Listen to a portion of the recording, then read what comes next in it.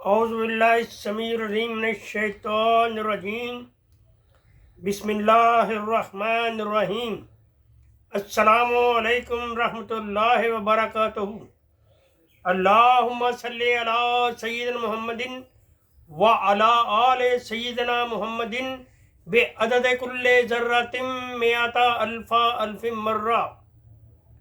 سورہ الواقعہ، اس سورہ کی پہلی آیت سے اس کا نام ماخوذ ہے۔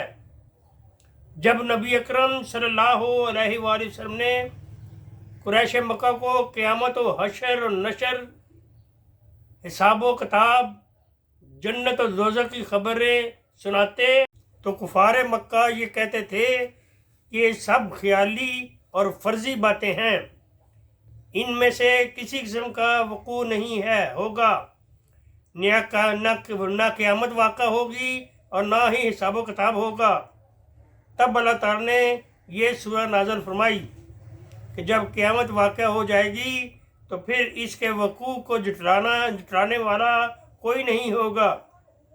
سورہ واقعہ کی ابتدا میں فرمایا کہ جب قیامت آئے گی تو زمین پر زلزلہ آ جائے گا اور پہاڑ ریزہ ریزہ ہو جائیں گے، پھر جو لوگ حساب و کتاب کے لیے پیش ہوں گے ان کی 3 قسمیں ہوں گی۔ نمبر 1، اصحاب الیمین، یعنی جن کا نامہ اعمال ان کے دائیں سیدھے ہاتھ میں ہوگا۔ نمبر 2، اصحاب الشمال، جن کا نامہ اعمال ان کے بائیں ہاتھ میں ہوگا۔ نمبر 3، السابقین، نیکی کے کاموں میں جلدی کرنے والے۔ پھر اللہ تعالیٰ نے یہ بتایا کہ یہ ان میں سے ہر ایک فریق کی آخرت میں کیا جزا ہوگی۔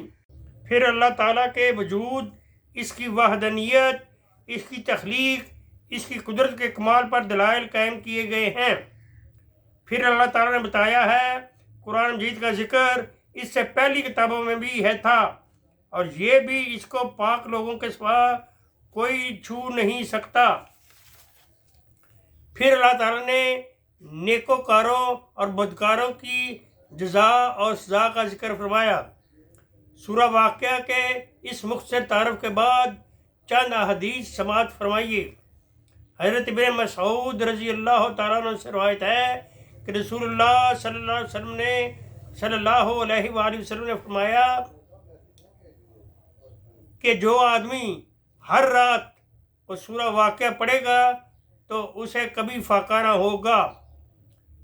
حضرت انس بن مالک رضی اللہ تعالیٰ عنہ بیان کرتے ہیں کہ رسول اللہ صلی اللہ علیہ وآلہ وسلم نے فرمایا، تم اپنی عورتوں کو سورہ الواقعہ سکھاؤ کیونکہ یہ خوشحال کرنے والی صورت ہے۔ یہ صورت بڑی بابرکت ہے، ہمیں چاہیے کہ ہر رات میں اس صورت کی تلاوت کو اپنا معمول بنا لیں، کیونکہ فرمان رسول صلی اللہ علیہ وسلم کے مطابق اس کے پڑھنے والے کا فقر و فاقہ دور ہو جاتا ہے۔ وآخر دعوانا ان الحمد للہ رب العالمین۔